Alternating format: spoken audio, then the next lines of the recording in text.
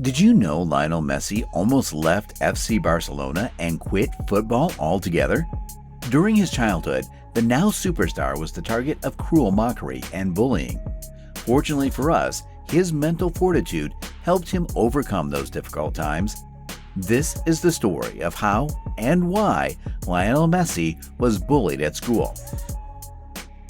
Before we start, I have a question for you guys. Do you think Messi deserves to win this year's Ballon d'Or? Write in the comments below. I would love to read your opinions. How loved is Lionel Messi in Barcelona? To this day, the name Lionel is one of the most popular in the city, and he is arguably the best player in the history of FC Barcelona. But every hero has a rough beginning, and Messi's early years at La Masia were no exception. In an interview, Messi made this statement: "My teammates were big, rough, and kind of assholes, if I'm honest. Plus, they didn't really pay attention to me. They'd speak Catalan between them.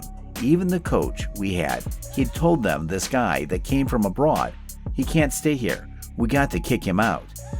Messi was only 13. He came all the way from Rosario in Argentina and was trying to adapt. He also had to impress his coaches so he could get a contract with Barcelona, a contract that represented the future of his entire family and him getting the growth treatment he needed. He was all alone in a strange city with his dad, Jorge, at an apartment nearby the Camp Nou. His mother and the rest of his brothers were back in Rosario. He also went to school to have lunch with his dad, walked alone to practice, and went back to the apartment. The times in between without football were the toughest ones. These all changed in 2002 during the Estrella Youth Tournament in Italy. Lionel Messi, Cesc Fabregas, and Gerard Piqué were in the same team.